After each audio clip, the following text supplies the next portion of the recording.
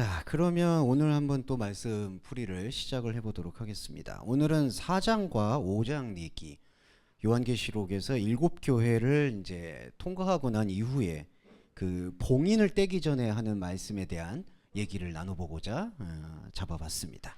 우리 성경 같이 펼치시면서 이제 읽어보실 필요가 있는 것 같아요. 4장과 5장은 봉인을 떼기 전에 나타나는 영적 현상들을 설명하고 있어서 그 현상들을 묵상하는데 포인트를 둬야 될 것 같습니다. 4장 1절 보실게요.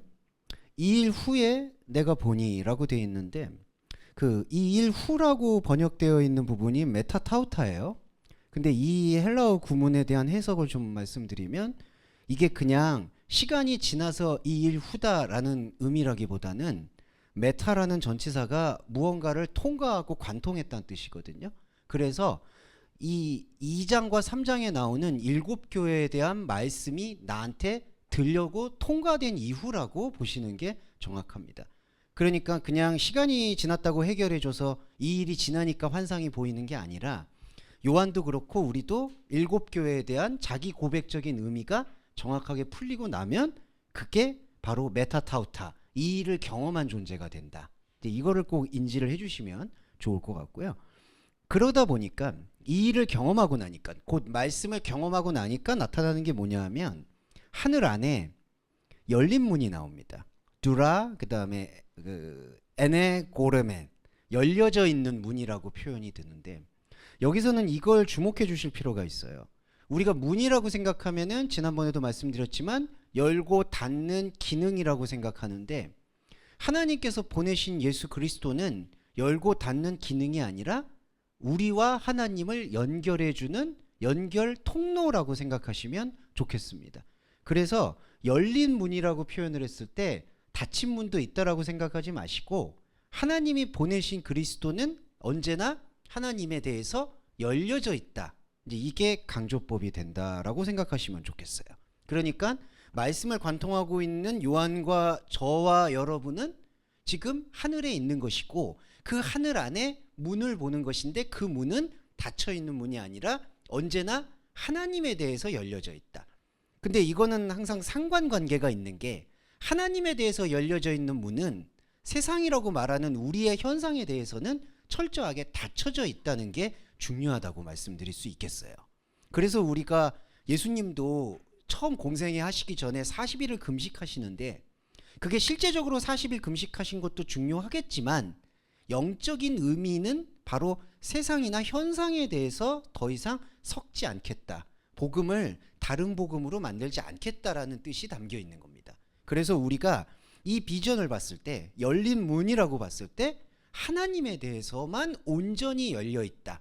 그러니까 우리가 말씀을 관통하고 느낄 때에도 그 관점으로 묵상을 해야 된다는 거죠. 이게 사람이 생각하는 세상의 디자인과 하나님의 비전을 섞어서 해석하면은 계시록은 필망한다. 이렇게 말씀드릴 수 있겠어요. 그게 바로 하늘의 열린 문입니다. 그 다음에 나타나는 게 음성이 들리죠. 나팔소리. 이거는 어디에서만 유독 들릴 수밖에 없는 거냐? 하늘의 열린 문을 말씀을 통해 느낀 자에게. 그러니까 이거는 세상과 섞이는 말이 아니라는 거죠. 이게 바로 하늘의 음성이고요. 이 음성은 그렇기 때문에 우리가 생각하는 것처럼 무슨 우리의 청력과 무슨 환상이 이렇게 우리의 혼적인 감각이 보는 음성이 아니라는 거예요. 그러니까 마치 무슨 기도하다가 입신하는 것처럼 벼락같이 무슨 소리가 들리고 이거는 다 죄송한 말인데 허상입니다. 사기라고 말하진 않겠는데 그건 다 하나님의 말씀과는 상관이 없다라고 보시면 될 것 같고요. 그 다음에 여기 보시면 이 일 후에 마땅히 될 일을 내가 내게 보이리라. 여기서 마땅히 될 일이라고 했는데 이게 1장 1절에 보시면 하나님께서 속히 될 일이라고 번역했을 때 과거 시제를 썼거든요. 그래서 지난번에 한번 말씀을 드렸는데 이거는 하나님의 의지와 뜻 속에서는 되어진 일, 하나님의 계획 속에서는 당연히 되어진 일이 바로 마땅히 될 일입니다. 그러니까 우리도 마땅히 이 일에 대해서 느끼고 봐야 한다는 거죠. 자, 이게 바로 마땅히 될 일을 내가 너에게 보이리라. 우리는 이걸 봐야 되는 겁니다. 시작되고요. 그 다음에 2절도 이게 강조가 되는데, 네, 잠시만요. 아이고.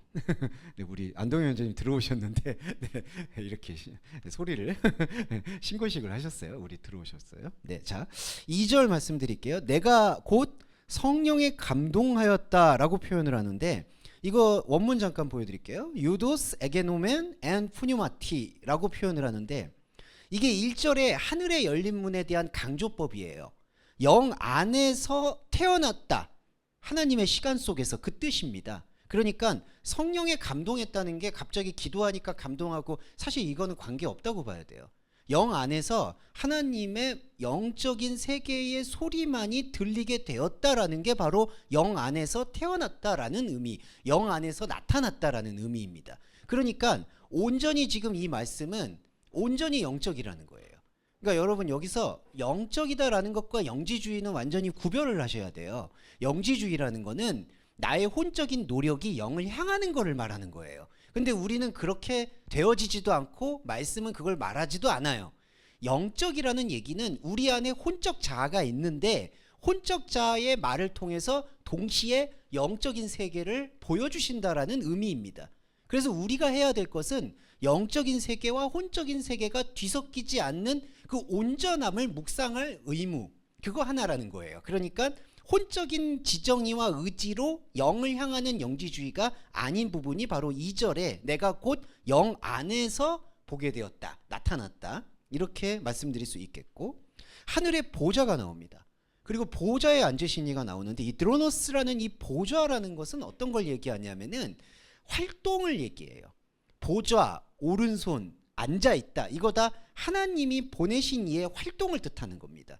하나님이 살아계신데 그 살아계심이 우리한테 느끼려면은 이게 물도 흘러야 되잖아요. 이게 영이 우리 안에서 숨처럼 물처럼 들어와야 돼요. 이걸 바로 움직임이라고 얘기합니다. 그러니까 여기서 보좌라고 얘기하는 것은 어떤 그냥 정태적이라고 해서 고정되어 있는 걸 얘기하는 게 아니라 하나님의 보내신 자가 움직이고 우리한테 말을 건네는 영적인 이 초소라고 볼 수가 있어요. 그래서 사실은 이걸 창세기적으로 말씀을 드리면 에덴 안에 있는 동산이라고도 얘기할 수가 있는 겁니다. 그 동산에서 우리가 생명나무를 먹을 때 하나님과 함께 하잖아요. 그렇지만 생명나무를 먹지 않았을 때 필연적으로 선악나무를 선택하게 되고 그건 하나님의 관점에서 죽어 있다는 거죠.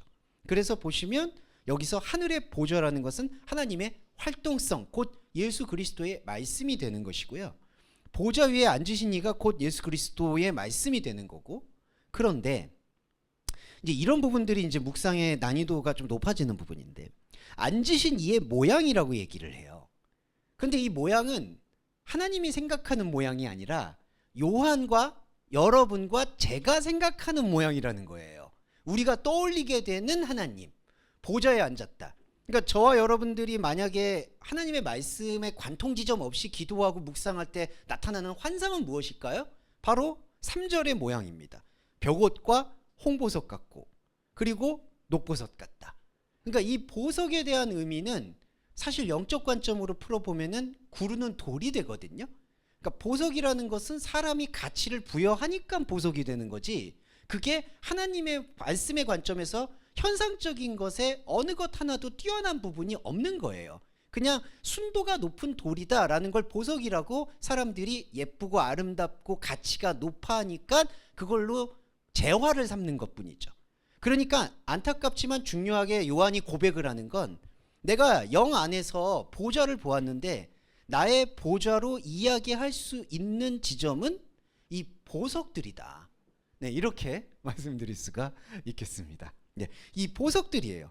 그런데 지금 보시면 이 부연 설명이 여기 보시면 보좌에 둘러 있는 게 바로 이 무지개가 등장을 합니다. 예, 이 무지개. 그러면 이 무지개라는 것은 구약에서 말씀을 묵상하실 때 어떤 무지개가 있었냐면은 이거는 이제 조금 더 설명을 드려야 될 부분인데 노아의 방주에서 나왔던 노아가 바로 본 것이 무지개거든요. 그런데 이 무지개라는 거는 하나의 천체적인 비가 그친 다음에 나오는 현상을 얘기하는 거는 후대의 사람들이 보고 느끼는 해석인 거고, 히브리 어원에서의 이 무지개라는 거는 조금 의미 있는 묵상이 필요한데 쉬었다는 얘기예요. 활이 되었다, 활처럼 쉬었다. 이게 휘었다라는 의미는 우리가 이제 크로노스와 카이로스를 묵상할 때 가장 중요한 포인트인데, 우리는 카이로스적 존재가 아니에요. 하나님 시간의 존재가 아닙니다. 과거, 현재, 미래를 살고 있잖아요. 그런데 휘었다는 얘기는 이렇게 직선일 수밖에 없는 우리를 하나님께서 당신의 말씀 세계 속에서 당신의 카이로스를 느낄 수 있도록 이렇게 휘었다라는 의미로 표현을 하시는 거예요.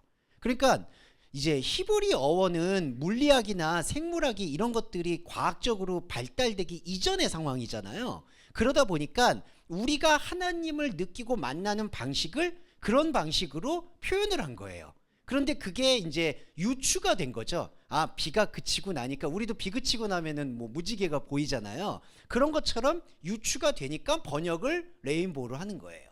근데 그거는 레인보우의 의미가 아니라 하나님을 만나게 되는, 이 보좌를 경험한다는 게 말씀에 경험하는 접점이거든요. 그 접점에 대한 의미를 이렇게 휘었다, 굽었다라는 의미로 본다는 겁니다. 이게 직선으로 앞만 보면서 갈 수밖에 없는 우리 인간에게 뒤와 앞과 영적인 하나님의 시간성을 보여준다라는 의미가 바로 보좌에 둘러있는 무지개라는 의미라는 거예요. 이 의미를 지금 요한이 이렇게 표현을 하고 있는 겁니다. 자, 그 다음에 4절에 보시면 보좌에 둘러 24장로, 24보좌, 그리고 보좌들 위에 24장로들이 앉아 있습니다. 이게 이제 긍정적인 의미와 부정적인 의미가 다 같이 담겨 있는데, 24라는 의미는, 자, 먼저 긍정적으로 이게 말씀에 종합적으로 결론 내려지는 24라는 거는 어떤 의미가 있냐면은 바로 갱신이라는 의미가 있어요. 왜냐하면 자, 10이라는 숫자의 개념은 구약 시대부터 뭘로 전통적으로 굳었냐? 12지파라는 걸로 굳은 거예요. 그런데 12지파라는 거는 본래 하나님이 원하시는 그런 본질적 뜻은 아니에요. 그거는 사람들이 출애굽을 하고 나올 때 우리는 하나님의 백성입니다, 민족입니다, 이스라엘입니다 라고 선포하면서 12지파라고 선택받은 지파입니다 라고 숫자의 의미를 부여한 거예요. 그게 바로 구약의 12지파입니다. 그래서 하나님께서는 그 12에다가 어떤 특별한 의미를 부여하는 게 아니에요. 예수님 시대에서도요, 12제자가 나오잖아요. 그 12제자가 나온다는 의미는 구약에 있는 12지파를 강조하려는 게 아니라 구약에 있는 12지파라는 그 개념을 다시 한번 들여다보라는 게 12제자 파송의 의미라는 거예요. 그러니까 구약의 10이라는 숫자를 인정해줘서 마치 이제 최근에 많은 이단 단체들이 이제 12지파에서 14만 4천 명 뭐 이런 해석들을 하잖아요. 그걸 구약에 대한 그들의 욕망을 인정해 주는 것처럼 보이는데, 하나님께서는 그 10이라는 숫자를 흩어내는 개념이라는 거죠. 그래서 긍정적인 의미로 보자면 이 24라는 개념은 산수처럼 12에다가 12를 더했다라는 의미만이 아니라 10이라는 12지파의 개념을 다시 한번 보게 한다라는 의미가 바로 24라는 의미의 함축적인 숫자 의미라고 보시면 돼요. 그런데 이게 하나님께서 12지파에 대해서 다시 보여주신다라는 이 결론적인 의미로 관통하기 전에는 24장로가 우리한테는 뭘로 다가오냐 하면은 바로 빛나는 옷을 입고 머리에 금 면류관을 써야 된다라고 생각하는 곧 구약의 12지파를 더 강조해서 마치 신사도 운동처럼 신약에서도 그 12지파가 영적으로 존재하고 인정받는다라고 생각하는 태도가 사람이 생각하는 24장로라는 거예요. 그러니까 요한이 지금 고백을 하는 게, 이 보좌가 있는데 이 보좌를 둘러싸고 있는 진짜 의미는 갱신, 그러니까 아멘 아멘이란 뜻이 두 번 보라는 얘기가 반복해서 보란 얘기가 아니라 다시 보란 얘기거든요. 그래서 다시 보라, 24장로라는 의미를 다시 생각하라는 게 하나님 말씀의 비전인데, 요한이 고백하는 거는 우리가 생각하는 비전은 하나님 비전과 다르게 이들이 금 면류관을 꿰차고 앉아있는 모습으로 보인다는 거죠. 이 우상입니다. 그러니까 이 면류관이 왜 여기다가 그 크루시오스라고 해서 금이라는 것을 언급했느냐, 바로 예수님의 면류관과 대치가 되는 거예요. 예수님이 십자가에 매달리실 때 면류관을 썼던 이유는 왕이라는 걸 강조하려는 게 아니에요. 우리가 생각하는 왕의 개념을 부수기 위해서 가시 면류관을 쓰시는 거예요. 그게 무슨 희생과 고난의 면류관, 그 의미가 앞서서는 안 됩니다. 그러니까 희생을 위해서 쓰셨다가 아니라 우리의 모습을 적나라하게 드러내기 위해서 가시 면류관을 쓰신 거예요. 마찬가지로 우리가 그 예수 그리스도의 면류관을 생각하면 우리가 반대로 하나님을 어떻게 우상으로 생각하고 있는지가 드러나는 게 바로 금면류관을 쓰고 앉아 있는 거예요. 요한이 이걸 본 거고 지금 저와 여러분이 이걸 발견한 거예요. 자, 이걸 발견하니까 하나님의 말씀의 상호작용으로 5절에 보좌로부터 번개와 음성과 뇌성이 나온다라고 표현을 합니다. 그냥 보좌에는 하나님의 말씀이에요. 그냥 다른 의미가 없어요. 근데 왜 번개, 음성, 뇌성이라고 표현하느냐? 우리가 생각하고 있는 고정관념과 우상이 지각변동이 일어나니까 이걸 번개와 뇌성이라고 표현하는 거예요. 그러니까 이게 실제로 갑자기 무슨 벼락과 같이 소리가 들려왔다가 아니라 내가 이렇게 만큼 24장로를 금면류관을 앉혀놓고 있는 나의 자아가 견고하니까 보좌에서부터 나오는 참 말씀은 나의 모든 견고한 것들을 무너뜨리는 기능을 한다라는 의미를 바로 보좌로부터의 번개, 음성, 뇌성이라고 얘기한 거예요. 그러면서 보좌에서 바로 하나님의 7영이 등장한다는 겁니다. 그러면 이 하나님의 7영은 뭐냐? 바로 우리 안에 있는 하나님 없는 생각을 파쇄하는 영적 기능이라는 거예요. 이게 바로 7영입니다. 7교회도 그랬죠. 우리가 7교회를 통해서 묵상하는 건 안타깝지만 우리의 혼이 하나님을 만날 수 없음에 대한 철저한 고백인 거죠. 여기서도 마찬가지입니다. 하나님의 7영도 영이 7개가 있다는 얘기가 아니라 하나님의 영 앞에 대면했을 때 우리의 자아는 멈출 수밖에 없다라는 것에 대한 영적 표현이 7영으로 나온 거예요. 이렇게 보시면 되겠고요. 자, 이렇게 하나님 앞에서 나의 혼적 자아가 막히고 영적 자아가 문을 열렸을 때 나타나는 최종적 현상이 6절에 보좌 앞에 수정과 같은 유리바다가 나옵니다. 바다는 본래 큰 물고기 용이 자라는 곳이라고 표현해요. 그래서 이 바다라는 거는 어떤 거냐면은 지난주에 라우디교회 묵상하듯이 아주 침침하고 무거운 곳이에요. 그러니까 바다는 여러분 보시면 그 바닥이 잘 안 보이잖아요. 그러니까 뭔가 심해가 아주 가리워져 있고 그리고 두렵고 무서운 곳으로 표현되는 게 바로 바다예요. 그러다 보니까 우리의 인생을 상징해요. 그런데 이 바다가 우리가 하나님 말씀에 의해서 비춰지게 되면 이 바다의 모든 밑바닥이 나의 인생의 밑바닥이 보이게 되거든요. 이게 바로 유리바다의 표현이에요. 그런데 사람의 우상숭배는 그 바다를 맨 밑바닥까지 보고 싶지 않아 하는 곧 선악과의 본능이 있기 때문에 그 바다에다가 용을 키우는 겁니다. 이게 계시록에서의 아마겟돈이 나와요. 바다 안에 옛뱀과 큰 용이 자라난다. 창세기에서도 바다 안에 큰 물고기 탄님이라는 그 히브리어가 등장합니다. 그러니까 바다라는 곳은 모호하고 힘드니까 사람이 자기의 인생을 인생 그대로 투명하게 보려고 하지 않고 그 인생을 포장해서 자신이 뭔가 섬길 만한 대상을 만들려고 하는 본능적 장소가 바다라는 거예요. 그런데 7영이 관통되어 있는 저와 여러분 앞에는 필연적으로 이 바다가 유리바다, 그러니까 유리라는 이 뜻이 투명하다는 뜻입니다. 그러니까 마지막 밑바닥까지 다 보인다는 뜻이에요. 그러니까 저와 여러분의 인생이 7영의 말씀 앞에서는 다 보이는 거고요.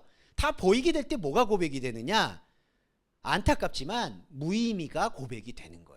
이 바다에서 내가 뭔가 자꾸 깃발을 꽂고 살았는데 이 깃발을 꽂고 살았던 모든 것들이 하나님의 7영과 아무 상관이 없는 금면류관의 잔치였구나라는 것을 보게 되는 게 바로 유리바다의 실체예요.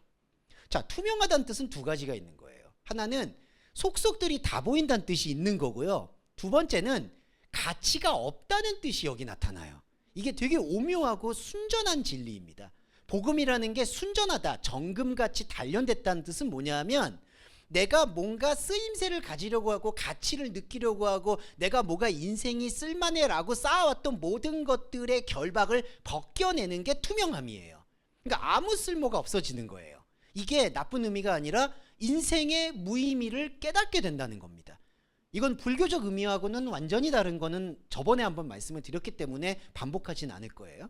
그러니까 완전한 무의미가 선포되는 게 보좌 앞에 유리 바다가 되는 거예요.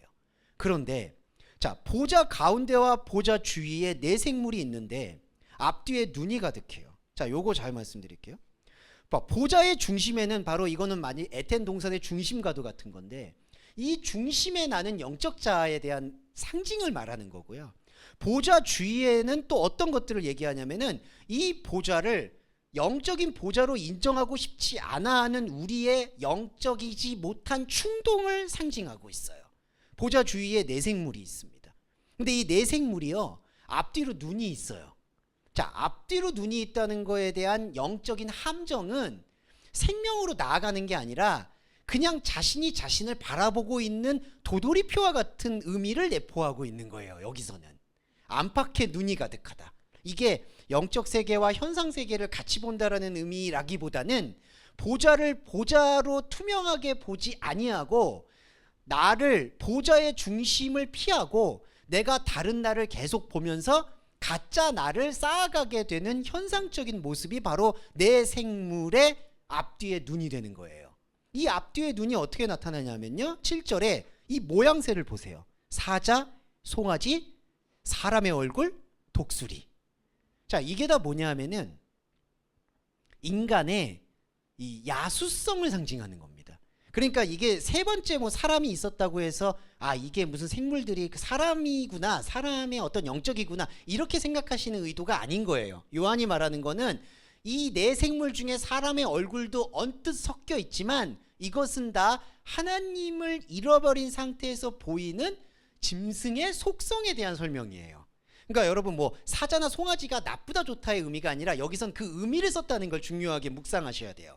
그러니까 사람의 얼굴이고 사람다운 것처럼 살고 있는 것처럼 보였지만 문명을 상징하는 이 네 생물은 이 짐승의 속성 이외에는 다른 속성이 없다라는 게 바로 7절의 말씀이고, 이 7절의 말씀을 더 강조하는 게 바로 8절에 네 생물에 각각 6날개가 주어졌다라는 거예요.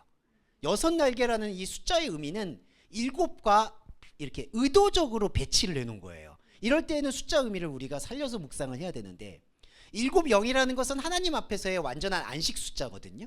그러니까 우리 자신의 자아 포기가 되는 십자가의 절정이에요. 그런데 6은 뭐냐 하면은 그 7을 인정하지 않고 우리가 가지고 있는 혼적인 그릇으로 무언가를 만들어 보려고 하는 집요한 선악과적 충동이 바로 6이에요.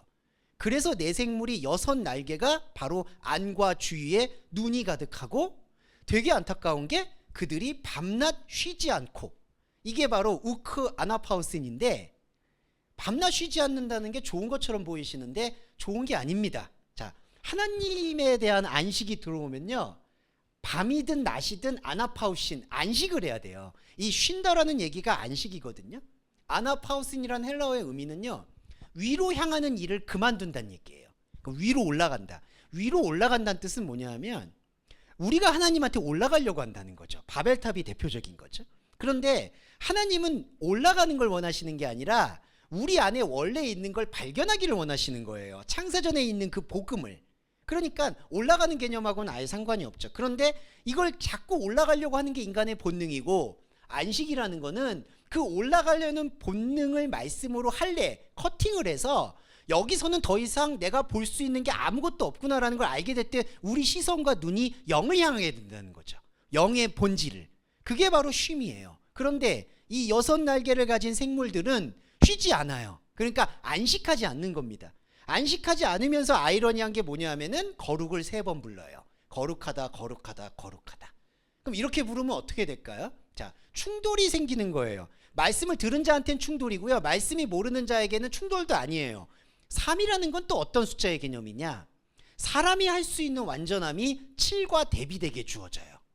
이 3이라는 건 이거 삼위일체적인 것도 있고 완전함이라는 게 또 하나 내포되어 있는데 7의 완전함과는 달라요.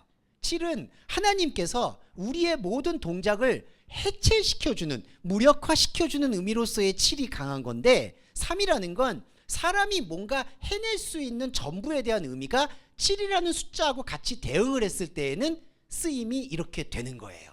그러니까 여러분, 이걸 묵상을 잘 해주셔야 되는 게, 3이라는 게 다른 데에서는 하나님의 온전한 숫자이기도 해요. 하지만 여기에 이 문단의 흐름에서는 7영이 나온 다음에 6날개를 갖고 있는 내 생물이 3번 부르짖었다라고 얘기했을 때에는 666과 마찬가지로 인간이 갖고 있는 욕망이 더 할 수 없을 만큼 인생을 잠식했다, 차지했다라는 뜻이 거룩하다, 거룩하다, 거룩하다예요.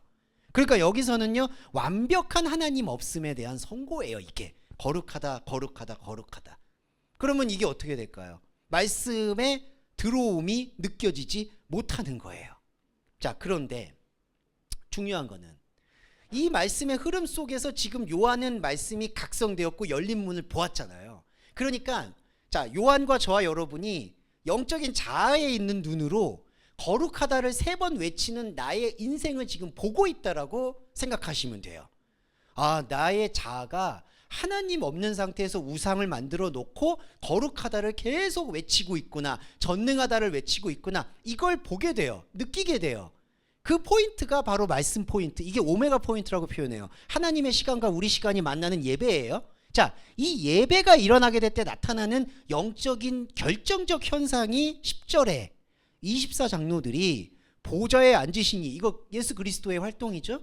예수 그리스도의 말씀 앞에서 엎드렸다라는 얘기, 엎드렸다는 얘기는 패순타, 죽었다는 얘기와 같습니다. 그냥 자기의 자아가 꺾였다는 얘기예요. 내려앉았다, 엎드려서. 그 다음에 엎드려서 사시는 이에게 경배하고, 그 다음 거예요, 자기의 면류관을 보좌 앞에 던진다라고 표현을 하는데, 여기서 던진다는 게 이렇게 가만히 무슨 얌전하게 내려놓는다라는 단어가 아니라, 이 동사는 말론테스라고 해서 집어 던진다, 깔아 뭉갠다, 포기한다, 체념한다, 이 뜻이 있습니다. 그러면 자, 여러분, 이게 24장로의 말씀 반응이거든요. 24장로는 요한 안에 있었고 우리 안에 있어요. 근데 24장로가 지금 내 생물에게 사로잡혀서 짐승의 속성을 닮아 있고 짐승의 마음으로 우상을 세워서 하나님과는 상관없는 거룩을 외치고 있는 거를 봐요. 그러면 요한과 저와 여러분이 24를 다시 생각하시는 거예요. 제가 앞서 말씀드렸던 원래 인간이 12지파를 강화하려는 의미로 우상 숭배를 하고 있었던 것을 12지파라는 의미가 사실은 하나님 앞에서 의미 있는 것이 아니었구나라는 것을 깨우치게 되는 24로 바뀌게 되면 본능적으로 나타나는 현상이 자기가 뒤집어 쓰고 있는 이 면류관을 집어 던지는 겁니다. 이거 던져야 되죠. 안 던지면은 이거 계속 끊고 머리에다 숯불 이고 끝나는 거예요. 그러니까 결정적인 말씀의 역사는 이 면류관을 집어 던지는 거예요. 그러면 이거는 24장로가 본질적인 말씀 전달체가 되는 겁니다. 우리 안에서. 예, 이걸 이렇게 묵상을 해야 돼요. 무슨 보좌에 앉으신 이가 너무나 경외롭고 높으니까 우리의 면류관이 보잘것없어서 집어던졌다, 이렇게 해석하시는 해석도 있는데, 그거는 너무나 우상숭배적인 거예요. 왜냐하면 하나님의 거룩함을 막 이렇게 사람의 미사역으로 막 형언할 수 없어, 이런 거 없습니다. 하나님의 거룩은요 투명한 거예요. 그러니까 하나님이 사람이 어떤 종교 감정으로 생각해서 거룩하시다 이렇게 얘기하는 것은 그냥 사람의 감정인 거예요. 그거는 나쁘다 좋다의 문제가 아니라 하나님과 상관없는 행위가 되는 거예요. 그러니까 그 행위는 그 행위가 날아가는 거고요. 우리가 생각하는 영적 감정은 종교 감정을 넘어서서 이 말씀의 반응에 대해서 정확하게 마음에 심는 거예요. 아, 면류관을 왜 벗는가? 왜 벗는 걸까요? 다시 한번 정리해보면 24라는 의미를 새롭고 정확하게 알아게 되니까 면류관을 쓸 이유를 못 느끼는 거죠. 자, 여러분도 만약에 이게 금이었다고 생각했는데 이게 좀 속된 표현에서 죄송한데 이게 그냥 똥이라고 생각을 해보세요.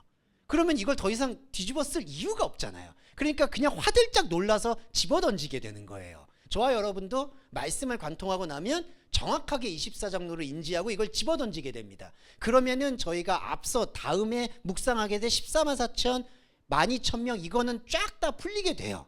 미리 말씀드렸지만 아까 666도 그렇게 말씀을 드릴 수가 있는 거죠. 자, 이게 바로 보좌를 던졌다, 면류관을 던졌다라는 의미가 되고, 그 다음에 중요해지는 게 11절에 이게 영적 고백이 되는데요. 우리 주 하나님이요 영광과 존귀와 능력을 받으시는 것이 합당하오니 주께서는 만물을 지었다, 만물이 주의 뜻으로 있고 지으심을 받았다. 자, 이렇게 얘기하는데 여기서 나오는 만물에 주목을 하셔야 되는 건, 이때 만물은 천지와 삼라만상과 천태만상이라고 별 수 있는 이런 인간 세계의 모든 걸 조성하셨다는 뜻이 아니라 바울 서신에 나오는 만물 중에 만물을 말하는 겁니다. 그래서 우리가 이 만물이란 단어를 묵상할 때에는 거의 대부분 이런 어떤 우주나 무슨 지구나 자연을 얘기하는 만물을 생각을 안 하시는 게 좋아요. 그거를 성경에서는 만물로 거의 사용하지 않습니다. 그냥 어떤 주어진 속성이라고 표현을 해요. 생태계. 여기서 만물은 하나님에 의해서 현상적으로 그냥 유리방황하다가 말씀의 집중을 발견하고 말씀으로 인해서 새로운 세계를 발견하게 된 걸 만물이라고 표현하는 거예요. 그래서 여기 11절에서 주께서 만물을 지으시고 만물이 주의 뜻으로 입었고 지으심을 받았다라는 이때의 만물은 영체의 발견이라고 보시면 되는 거예요. 영체라는 거를 또 어떤 분들이 되게 어색해 하시는데, 이제 우리가 동양권에서 해석을 하니까 영체라는 거예요. 이걸 좀 오해하지 말고 들어주셨으면 좋겠어요. 영의 몸이라는 뜻입니다. 예, 소마, 그 다음에 푸니마티콘, 영의 몸. 그러니까 영의 몸이 본래 있었음이 바로 만물이에요. 이게 바로 만물 중에 만물의 창조가 일어난다라고 생각을 하시면 되겠습니다. 자, 여기까지가 이 4장의 큰 흐름이었고요. 잠깐 쉬었다가 다시 5장 또 말씀 묵상해 보도록 하겠습니다. 자, 그리고 또 이제 5장 한번 또 시작을 이제 두 번째 시간 가져보도록 하겠습니다. 5장의 시작을 하면은 이제 이 봉인을 떼기 전에 나타나는 현상에 대해서 좀 설명을 드릴게요. 내가 봄에 보좌에 앉으신 이의 오른손에 책이 있으니 안팎으로 쓰여 있고, 자, 안팎으로 쓰여 있다는 게 여기서는 안과 밖이 현상과 본질로 얘기할 수 있어요. 그러니까 현상의 세계와 혼적인 세계 그리고 영의 세계, 이게 안팎으로 다 써 있어요. 그러니까 하나님의 말씀이라는 것은 안팎에 막힘이 없이 소통이 되고 있다. 사실 그 뜻을 얘기하는 건데, 아까 4장에서는 그 눈이 안팎에 있는 것은 안타깝게도 소통의 의미라기보다는 하나님이 아닌 자기의 자아만 보겠다라는 의지로 이제 귀결이 돼 버렸죠. 근데 여기서는 바로 안팎으로 썼다는 거는 이 기록, 생명의 기록이 소통되고 있다라고 보는데, 자, 7인으로 봉했다고 합니다. 이 봉했다라는 의미에 대한 것을 조금 더 이제 풀어드리고 싶은데, 스프라기슨인데 이게 사실 이거는 증명이라는 뜻이에요. 그러니까 봉했다라는 게 증명이라는 뜻인데, 여기서 이제 요거를 좀 묵상을 해주셔야 되는 게, 하나님의 말씀은 누구한테 증명되는 게 사실은 아니에요. 그러니까 우리 안에서, 자, 저의 예를 들면 주원교 안에서 소통하고 있는 하나님을 다른 사람에게 소개해 줄 수는 있겠지만, 다른 사람들과 함께 그 교감이나 소통을 온전히 나눈다라고 얘기하는 거는 안 돼요. 안 된다는 말씀을 전 드리고 싶어요. 왜냐하면 하나님의 언약이라는 거는 오직 한 사람에게 집중되어 있습니다. 창세기를 보시면 아담에게 집중되어 있어요. 여러분, 아담과 하와는 한 존재예요. 창세기 1장을 보시고 2장을 보셔야 돼요. 그게 두 객체를 얘기하는 어떤 가족 구성원의 시작점을 얘기하는 게 아니라 우리 안에 있는 하나님과 함께하는 남자와 여자의 한 존재의 양태를 말하고 있는 겁니다. 그러니까 나에 대한 이야기라는 거죠. 하나님은 창세기라는 것을 통해서, 요한계시록을 통해서 나의 구원과 생명의 발견에만 관심이 있는 거예요. 이걸 구약에서 어떤 하나님으로 표현하느냐? 질투의 하나님이라는 걸로 표현을 하세요. 그게, 질투라는 게 우리의 단어는 상대적이잖아요. 다른 사람보다 너를 더 좋아하겠어라는 건데, 하나님이 말씀하시는 질투라는 것은 그 관계를 오직 하나만 보겠다라는 뜻입니다. 그래서 증명이라는 것은 사실은 용인하지가 않아요. 있을 수가 없어요. 그러면 7인으로 봉했다라는 얘기는 어떤 거냐 하면은 신앙 고백적인 측면이에요. 우리가 우리 안에서 모든 거를 움직였어도 하나님의 말씀 세계 앞에서는 모든 것들이 증명되려고 하는 욕구밖에 없었구나라는 신앙 고백이 7인으로 봉한 겁니다, 여러분. 그래서 봉인을 떼는 거예요. 봉인을 뗀다는 게 영적인 깊이에서는 나의 증명하려는 욕구를 지워내는 행동이에요. 7인을 떼는 거. 7인을 떼고 나팔을 불고 대접을 쏟는 게 다 우리 안에 있는 우상숭배의 껍질을 벗겨내는 행위예요. 그걸 3번 강조한 게 뭐죠? 우리가 할 수 있었던 우상의 모든 것을 폭로하는 행위가 되는 겁니다. 그래서 오늘은 사실은 계시록의 전체적인 내용에 대한 소개가 나오는 건데, 7인으로 봉했다는 얘기는 하나님의 말씀 세계 앞에서 내가 아무것도 증명할 수가 없다라는 사실을 역설적으로 봉했다라고 설명을 한 거예요, 여러분. 그래서 이 봉인을 떼게 될 때 어떻게 되죠? 증명은 사라지고, 그러니까 내가 하나님의 역사와 놀라운 것들을 너희들한테 증명해 줄게 하는 그런 모든 욕구는 사라지고, 오직 내 안에 있는 하나님에게 집중하게 되는 십자가가 회복이 된다는 거예요. 이게 바로 일곱인의 봉했다라는 움직임입니다. 자, 그런데 2절에서 자, 이런 게 이제 좀 계속 난이도라고 얘기해서 죄송한데 이제 그 기존에 들으셨던 것과 조금 차이가 있어서 좀 설명드리고 싶은 거예요. 약간 양해를 구하는 건데, 그리고 이제 이렇게 이해해 주시면 좋겠어요. 기존에 뭐 말씀을 들으셨던 것들이 잘못됐다 틀렸다의 맥락이 아니고요. 큰 과정 중에 있다라고 생각해 주시면 좋을 것 같아요. 이게 맞았다 틀렸다라는 것도 우리의 기준이 되는 거니까 이건 그렇게 생각하지 마시고 말씀의 흐름으로 느껴주시면 되는데, 제가 왜 이 말씀을 드리냐면 자, 2절에는요 이스키로스 안겔로스 힘 있는 천사가 나옵니다. 자, 힘 있는 천사가 나왔는데, 자, 먼저 좀 앞서서 말씀드릴게요. 10절 11절에서 잠깐 11절에서 보면은 내가 또 보고 들음에 많은 천사의 음성이 있으니 그 수가 천천이라. 저기 넷슬본에서는 만만도 포함이 됐는데 천천만 있으니까 잠깐 천천이라고 할게요. 그 수가 엄청 많다. 지금 이렇게 표현이 돼 있어요. 자, 이거 먼저 설명을 드리고 묵상을 해볼 텐데, 2절에서의 힘 있는 천사라는 것은 사도 요한이 생각하고 있는 천사의 기능이에요. 천사가 힘이 있다라는 얘기 중에 부정적인 의미는 뭐가 있냐면은 하나님의 보내신 천사는 이렇게 힘이 있고 쓰임새가 강해야 된다라는 사람의 계획과 구상이 있는 거예요. 네, 여러분, 우리가 천사라는 것을 사실은 말씀의 움직임이 아니다라고 묵상할 때는 어떻게 들어오느냐? 천상에 있는 무슨 도우는 천사. 그래서 모 교회에서는 무슨 뭐 타락한 천사가 있고 무슨 천사가 있고 그렇게 나누잖아요. 천사의 개념을 무슨 날개 달린 그런 어떤 천상적인 개념으로 보는 거죠. 힘센 천사라는 이 개념은 나의 어떤 외부적인 존재가, 그거를 이제 우리가 다른 어떤 무속 신앙에서는 기운이라고도 얘기하겠죠.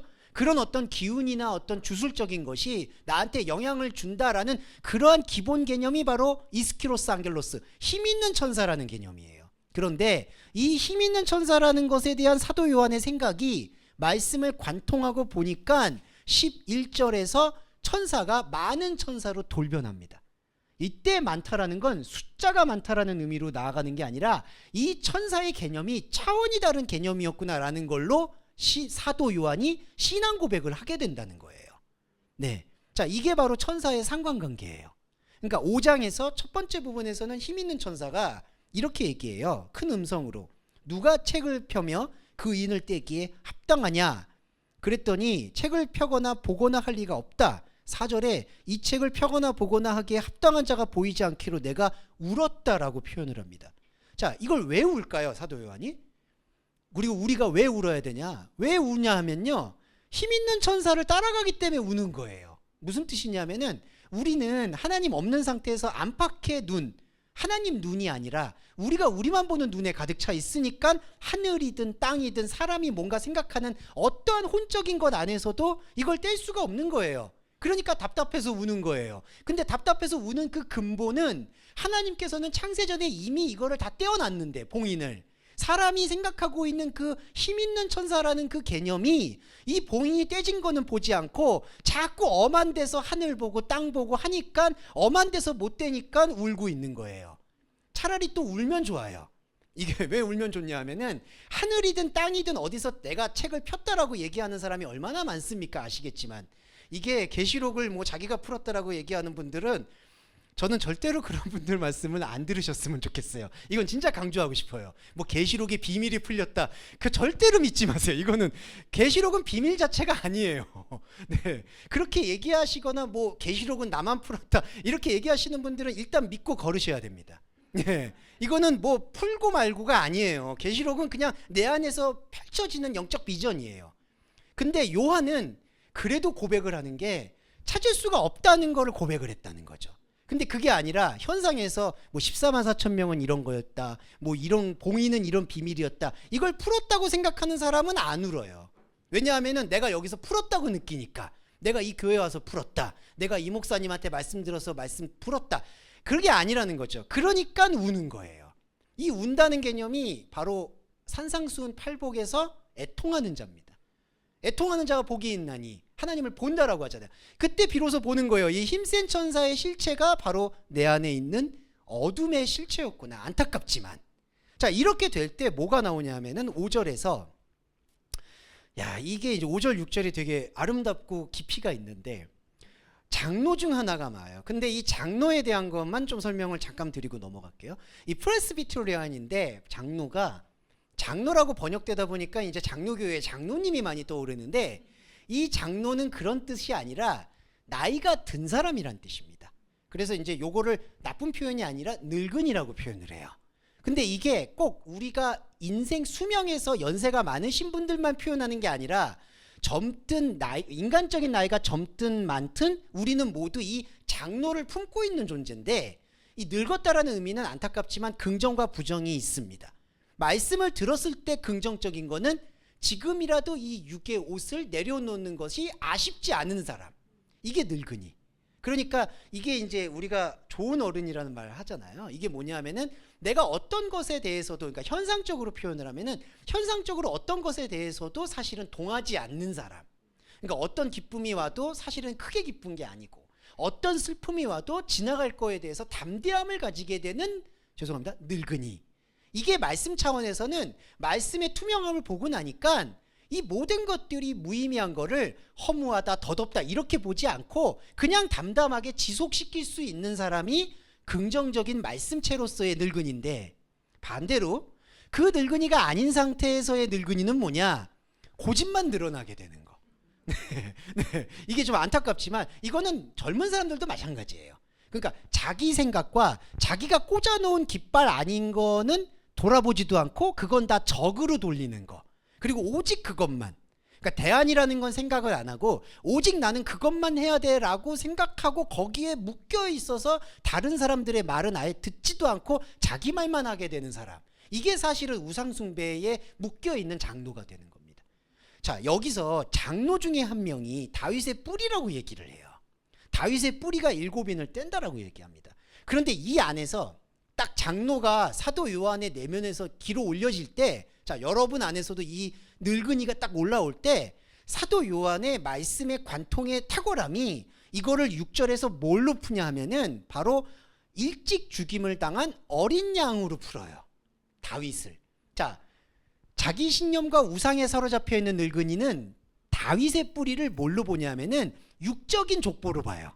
그러니까 다윗의 뿌리에서 메시아가 나오고 다윗의 뿌리에서 왕이 나온다. 그러니까 성경에서도 예수님을 다윗의 뿌리라고 얘기는 하잖아요. 근데 아시겠지만 예수님은 무염수태잖아요. 사실은 피 한 방울 안 섞인 거예요. 다윗도 보시면은 잡족이에요. 아시겠지만 순수 혈통이라는 게 없어요. 그러니까 다윗의 족보를 고집하게 되는 늙은이는 그 없는 실체를 가지고 우상을 만들어서 나를 특별히 선택해 준 거야라고 믿는 사람이라는 거죠. 그 우상 숭배가 사람을 잡습니다. 이게 진짜 우리 종교나 우리 신앙을 거의 9할 8할은 잡아먹고 있는 거예요. 말씀을 보는 눈을. 다윗의 뿌리가 그거예요. 그런데 사도 요한은 이 다윗과 어린 양을 같이 본 거예요. 여기서 어린 양은 뭐냐? 죽임을 당하거든요. 이 죽임을 당한다는 거를 자꾸 뭔가 예수님의 희생과 연결을 하는데, 예수님의 희생은 그 사건인 거고요. 여기서 죽임을 당했다라는 어린 양이라는 게 스프라기조라는 게 죽음이라는 뜻인데, 이게 근절되다, 소멸되다, 문질러서 지우다라는 뜻이 있습니다. 지워내다. 그러니까 지워내다라는 어린 양, 이 뜻이 뭐냐? 어린 양이라는 건 쓸모가 없다는 뜻이고요. 아직 어린 양은 잡아먹기도 뭐하고 운반체로서도 안 되고, 그래서 예수님이 입성하실 때 병든 그 한 번도 타지 않은 거를 타고 오시잖아요. 그러면서 막 종려나무 흔들잖아요. 나귀, 어린 양, 이런 모든 개념들이 뭐냐 하면은 사람의 눈에 볼 때 쓰임새가 없는 거예요. 이게 이사야서에서 흠모할 만한 게 없다는 뜻이에요. 그게 무슨 감정적으로 저렇게 겸손하게 나귀, 이게 아니에요. 자꾸 예수님을 겸손하다라고 얘기하시는데 그분은 인격적으로 겸손한 분이 아니에요. 예. 나는 겸손하다라고 예수님 얘기하는 것도 나는 하늘의 차원에서 땅의 차원을 유일하게 내려앉은 소통체다라는 뜻을 겸손하다라고 얘기하는 거예요. 우리가 생각하는 겸손과 완전히 거리가 멀어요. 예. 그러니까 그분 되게 성격이 있잖아요. 보시면 인간적으로 보면은 그렇게 기대할 수가 없는 거예요. 마찬가지로 죽임을 당한 어린 양이라는 건 예수님의 희생만 얘기하는 게 아니라 우리가 보고자 하고 우리가 느끼고자 하고 우리가 붙잡고자 했던 어떠한 거에도 지워져 있는 거예요. 지워져 있다. 기록되었다. 사람이 기록되었다는 건 증명이거든요. 내가 이 책을 썼다, 내 이름으로 기록했다, 이게 증명이잖아요. 근데 이게 지워져야지 진짜 이름이 오는 거죠. 죽임을 당한 어린 양은 인간이 지우고 인간이 쓰고 인간이 기록했던 거를 말씀으로 싹 다 지운 거예요. 완전히 지운 거. 그게 다윗의 뿌리가 됩니다. 그러니까 이 장로를 사도 요한이 관통을 한 거예요. 이게 참 아름답고 감격스럽죠. 그래서 이걸 하나님의 일곱 영이라고 뽑아내는 거예요. 그게 여러분 안 되면은 이게 다른 복음이 되고 뒤섞여 버립니다. 그냥 다윗의 뿌리, 다윗의 뿌리. 근데 다윗의 뿌리가 일곱 봉인을 뗐네? 그러면 여러분 우리가 기대하는 우상이 일곱 봉인을 떼게 되는 거예요. 이거를 반드시 분리를 해야 돼요. 그게 말씀을 거룩하게 보는 거예요. 그게 일곱 영이 나옵니다. 그래서 7절에서 어린 양이 보좌에 앉으신 이의 오른손에서 책을 떼어. 그러면서 8절에서 이게 나오죠. 이건 좀 계속 설명을 드리고 갈게요. 24장로들이 어린 양 앞에 엎드립니다. 아까도 엎드린다는 게 4장에서도 나왔는데 여기서도 엎드린다는 거는 거의 죽었다라는 의미와 같다고 보셔야 돼요. 그러니까 목이 꺾였다라는 의미로 이해해 주시면 돼요. 이 24장로가 아까도 금면류관을 던지듯이 지금도 24장로가 자신의 모든 기능과 활동이 멈출 수밖에 없음을 고백하는 게 바로 엎드리는 행위입니다. 그러니까 우리가 기도를 하거나 절을 할 때 참 이런 게 이제 종교와 신앙의 이 한 끗 차이가 되는데, 엎드린다라는 것을 종교는 경배의 대상에 대한 예우로 표현을 해요. 우리가 이제 요번에 설날도 이제 겪었지만 아시겠지만 절을 하잖아요.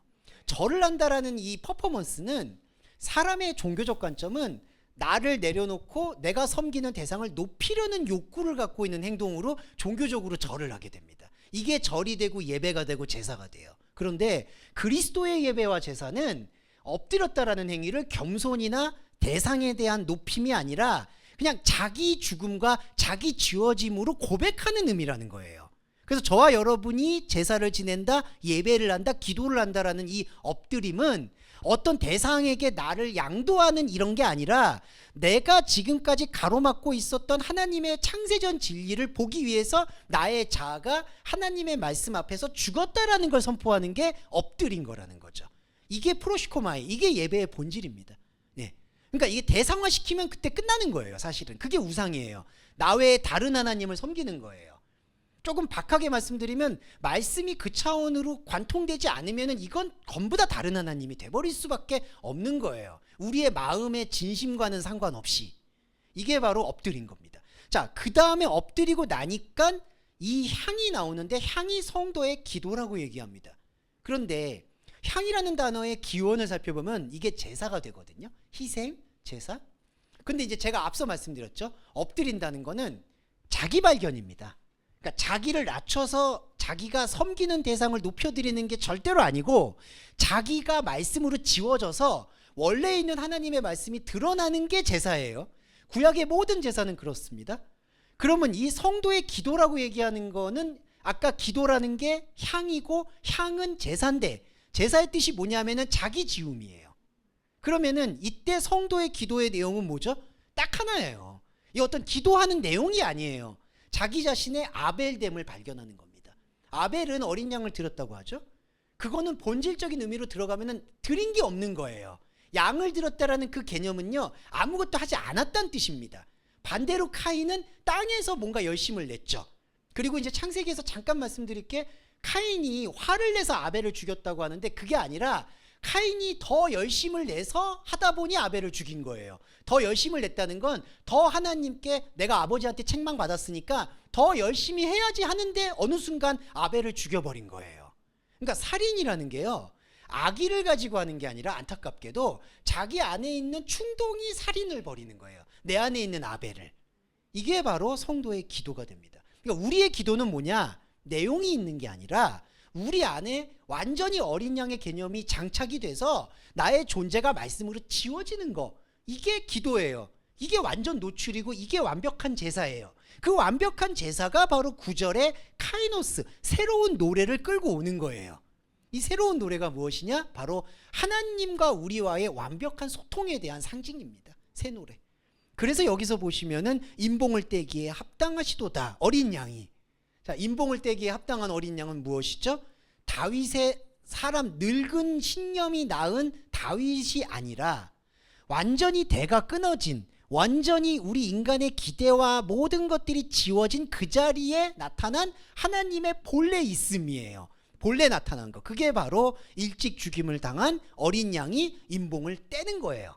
자, 떼는 거는 뭐냐 하면, 이것도 아까 결과론적인 거니까 말씀드릴게요. 하나님께서는 원래 인봉을 박한 적이 없어요. 증명할 게 없으니까. 근데 사람이 여기다가 다 박아 놓은 거예요.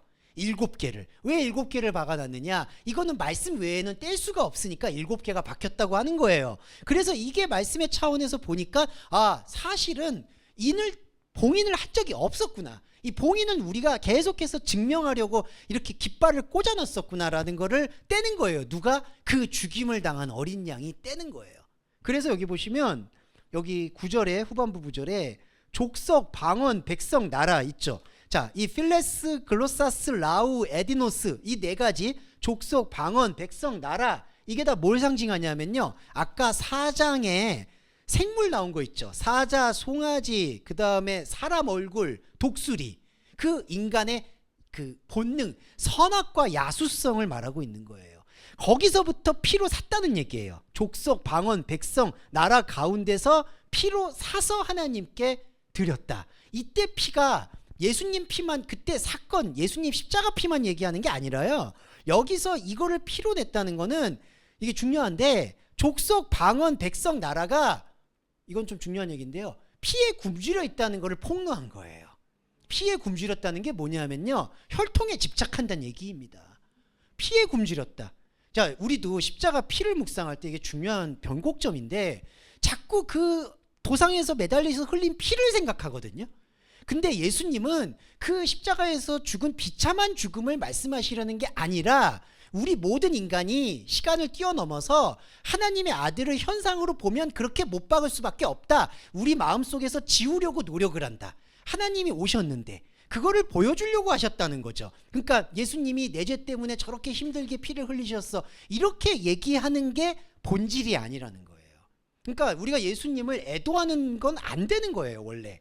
그러니까 예수님이 얼마나 냉정하시게 말씀하시냐면은, 나는 부활을 했기 때문에 그 십자가는 십자가의 메시지로만 기억을 하라고 말씀을 하시는 거예요. 거기서 얼마나 매달려서 힘드셨네, 인간적으로 보면은 그게 당연한 것처럼 보이죠.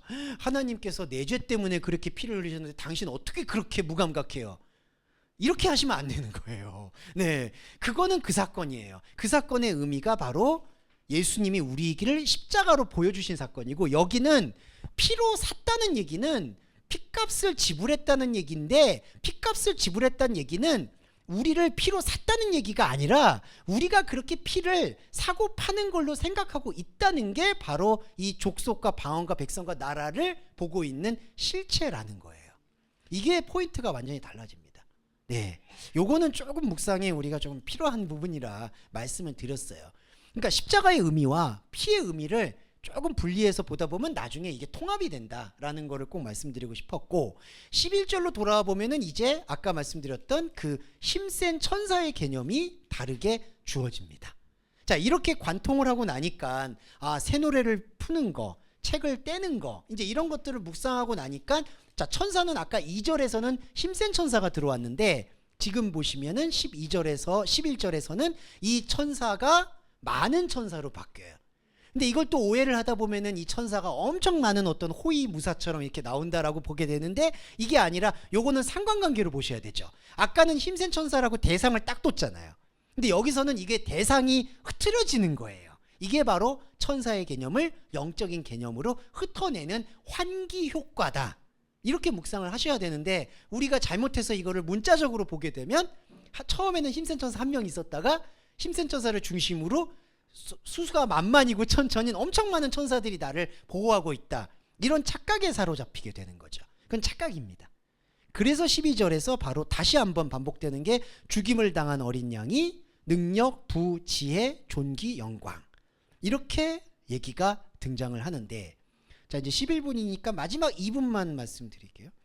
여기 4장과 5장에서 합당하다는 얘기하고 자주 쓰이는 게 뭐냐 하면은 바로 영광과 존귀라는 단어가 나와요. 여기 12절에서도 능력, 부, 지혜, 힘, 존귀, 영광, 찬송. 그리고 또 하나 보시면은 4장에서도 한번 그게 등장을 했습니다.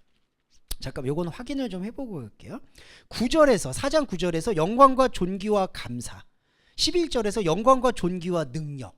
근데 자, 이런 것들의 포인트에서 우리가 주목해야 되는 게 다음 주에 잠깐 더 설명을 드릴 텐데, 뭐 힘과 부가 있으니까 뭔가 부요함이 있다 이렇게 느끼실 수가 있는데, 이 4장과 5장을 관통하고 있는 그 합당하다라는 것과 맞는 단어는 딱 두 개가 나와요.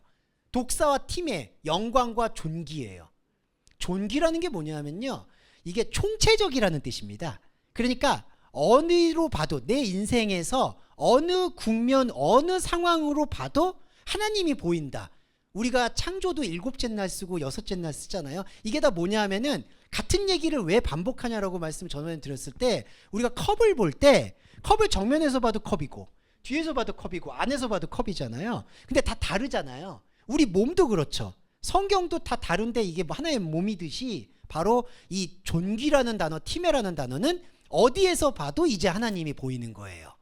영광과 존귀를. 그러니까 저와 여러분이 이제는 성경 66권 어디로 봐도 이제는 그리스도의 몸이 보이는 거예요. 그게 존귀예요. 영광은 뭐냐면요, 생각을 맞추는 행위입니다. 영광이 이렇게 빛이 비추는 거는 사실은 후대 해석인 거고, 이 독사라는 영광은 도케오라는 단어에서 유래했는데, 생각이 일치한다. 그 뜻은 하나님과 내가 어떤 생각이 주고받고 있는지에 대해서 비로소 소통하기 시작했다는 겁니다. 그래서 저와 여러분은 영광과 존귀에 주목을 하고 나머지 단어들, 능력, 부 이런 것들을 풀어야 돼요. 근데 그런 것들이 안 되면 마치 이렇게 돼요. 그 사도 바울이 성령의 열매 열거할 때 9가지 열거하잖아요. 그러다 보니까 사람은 그걸 나열법으로 받아들여요. 야, 이거 희락하고 양선하고 다 이런 게 열매로 나오겠지. 근데 그게 아니라 사도 바울이 그렇게 나열하는 이유는 마지막 단어에다 방점을 찍는 거예요. 네, 그러니까 이 의미가 바로 이 9개 국면들을 다 감싸는 거다. 이렇게 묵상을 하셔야 되는 거예요. 그래서 이 요한계시록에서의 4장과 5장에서도 영광과 존귀라는 것이 오늘 저희가 묵상하셨던 이 중요한 개념을 흡수하셨을 때 나타나는 영적 현상이다. 자, 그리고 이제 마지막 말씀 드릴게요. 맨날 마지막이라고 얘기해서 죄송해요. 네. 네. 마지막 말씀은, 여러분 이 말씀은 이제 증명하는 말씀이 아니라는 걸 인정해 주셔야 돼요. 그러니까 여러분들이 다른 어떤 이웃이나 가족분들이 관심이 있고 함께 할 때 같이 나누는 거는 당연히 하셔야 되는 일이고, 그런 것들은 좀 기회가 되면 같이 적극적으로 하시면 좋은데, 이게 전파나 전달이나 이런 개념이 아니라는 거를 좀 유념해 주시면 좋을 것 같아요. 왜냐하면 여러분들이 소개를 해도 이해를 못 하시는 분들도 있을 수 있잖아요. 그거는 이해를 하냐 못하냐의 차원이 아니라는 거죠. 그게 어느 순간 또 그분에게는, 또 아직 복음을 안 들으셨던 분한테는 어느 순간 그 시간의 사이클, 그분의 시간의 사이클에서 역사할 수가 있기 때문에 이걸 우리의 시간대로 염두에 두지 마시고, 우리는 이거를 증명하냐 증명하지 않느냐가 아니라 내 안에 이미 봉인은 없었다라는 것으로, 곧 창세전 시간으로 이 말씀을 돌아가시면 되겠다. 이렇게 확신을 합니다. 네, 이렇게 되면요, 계시록은 정말 자유로워져요. 앞으로 훨씬 더 자유로워지실 것이라 확신을 합니다. 네, 자, 그러면 정리기도와 주기도문으로 오늘 예배 마무리하도록 하겠습니다. 정리기도하겠습니다. 사랑의 주님, 봉인과 상관없으셨던 창세전 약속을 기억합니다. 그 창세전 약속에서 우리의 영의 몸을 갈구하고 기다리시고 그 약속을 언제까지라도 추구하실 것을 우리에게 허락하신 하나님, 그 말씀이 우리 안에 숨쉬고 있음을 고백합니다. 사도 요한의 고백이 오늘 우리 동서말씀교회 여러분들의 고백이 되었음을 또한 확신합니다. 사랑하는 주님, 그러나 우리가 구하옵기는, 우리가 살고 있는 이 삶의 시간들은 넉넉하지가 않습니다.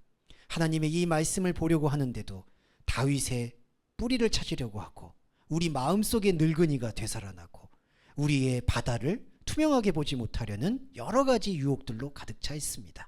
그리고 이걸 또 극복하려는 우리의 의지 또한 하나님의 의지가 아님을 고백합니다. 오늘 말씀체로 살아가는 우리 동서말씀교회 여러분들이 어떤 경강과 어떤 경제적 상황과 어떤 관계적 상황에서 걸림과 어려움이 있다면 그것을 최소화시켜 주기를 약속의 하나님께 의뢰합니다. 약속의 하나님, 우리가 하나님의 말씀을 온전히 보고자 할진대 우리는 연약하여 혼의 자아가 여러 가지 문제들에 의해서 휘말리고 있습니다. 그리함으로써 하나님의 말씀을 보는 시간을 뺏기고 말씀을 볼 수 있는 정서를 뺏기는 것이 못내 두렵습니다.